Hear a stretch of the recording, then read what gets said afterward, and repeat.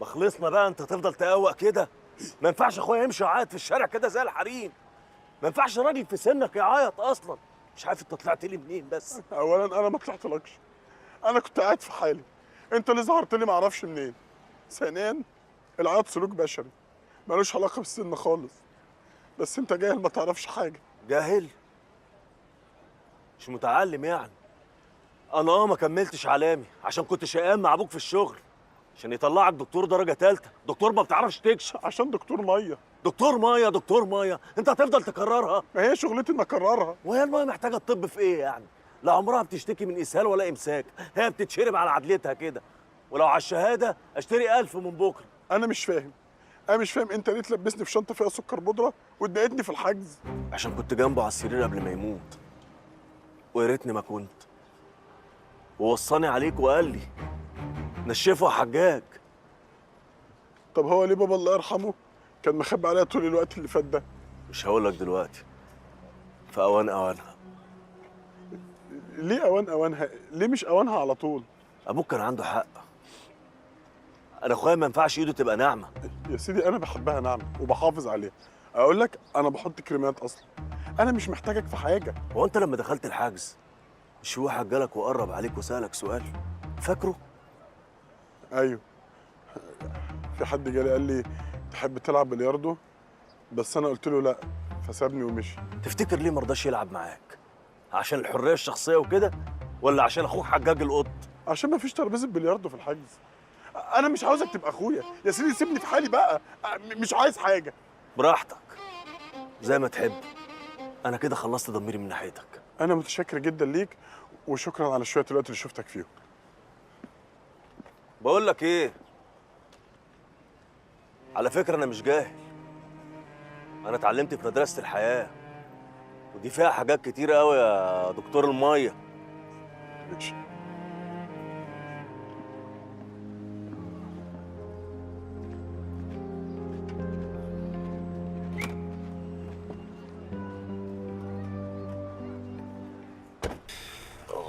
خلصت الحمد لله.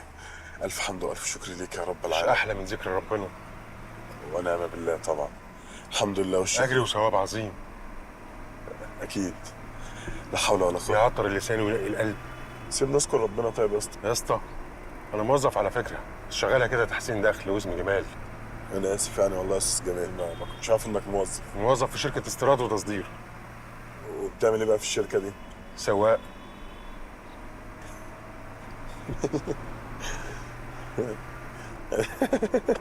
انا اسف يا استاذ جمال، معلش.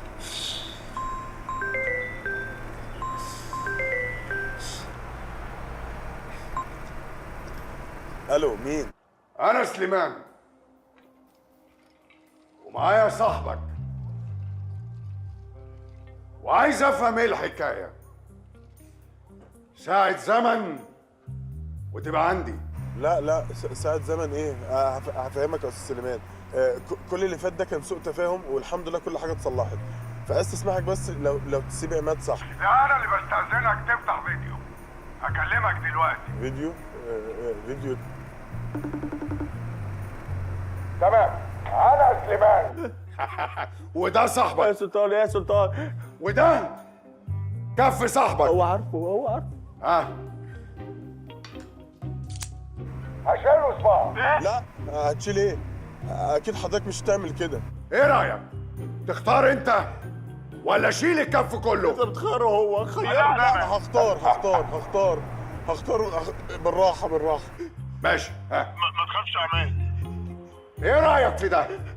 لا ده بيبصم بيه. طيب ايه رايك في ده؟ ولا تاخد ده، اصل ده يعني بيتشاهد بيه. معقول هتمنع انسان من الشهاده؟ لا ما اقدرش. طب ايه رايك في ده؟ وده يعني ها، هتستخدمه ولا ايه؟ هستخدمه ان شاء الله. وعد. اكيد. ها، طيب الرابع ده؟ ولا ده عشان لو خطب ولا حاجه. عشان خطوبه، لو في خطوبه فاهم. حاضر. ده متطرف في اخر الايد، منطقه ناقيه، نجيب له قرار ازاله ونشيله. وبلاش تشيل ده برضه عشان ما تقطعوش والنبي. لا والنبي ما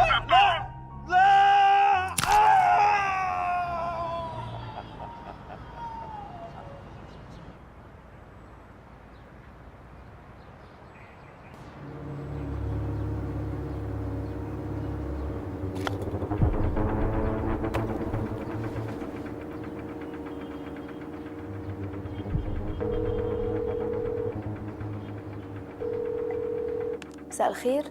your friend للدعم النفسي كوثر مع حضرتك. كنت فاكر ان اخر صوت هسمعه هو صوت ألفت، اتضح انه لا. معقولة أعرف اسم ألفت قبل اسم حضرتك؟ لطيف. بكلمك يا كوثر وانا واقف على سور في الدور ال 15. حسيت اني عايز اتكلم. كلمت ألفت وما ردتش، فقلت اكلمكم عشان ما اموتش وانا حاسس ان في حاجه جوايا. فضفض يا لطيف، فضفض، أنا سامعاك. عارفه يا كوثر، اللي عارف انه هيموت كمان شويه بيحس بايه؟ بيحس انه طير، انه حر. مفيش حاجه بتتحكم فيه ولا هو هيتحكم في حاجه بعد كده. بس بالعكس، كل الأحاسيس اللي أنت بتقولها دي بتدل على واحد متمسك بالحياة، عايز يعيش مش عايز يموت. وأنت واقف فوق كده يا لطيف، بص حواليك، بص على المناظر الحلوة، بص الجو حلو ازاي النهاردة. في حاجات حلوة قوي يا لطيف تستاهل ان انت تعيش عشانها. وبعدين ما ينفعش تشمت ألفت فيك، صح؟ انزل يا لطيف، انزل عشان خاطري. بس انا بحبها. وماله؟ الحب مش كل حاجة. بموت فيها. بس هتعيش عشانك. كوثر، انا طول الوقت بفكر فيها. فكر في نفسك أولى. انزل يا لطيف، انزل عشان خاطري. حاضر يا كوثر، شكرا.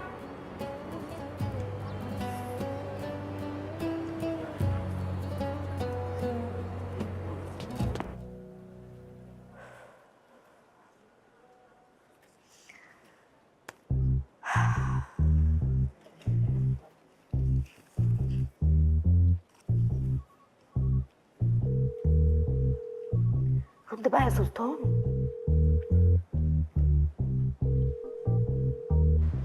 ربنا خلق البشر انواع، في الجريء وفي الجبان، في اللي بيضحي وفي اللي عايش عشان نفسه، في اللي بيعرف يواجه ويقف قدام اي حد، وفي اللي بياخد ديله في اسنانه ويقول يا فقيك.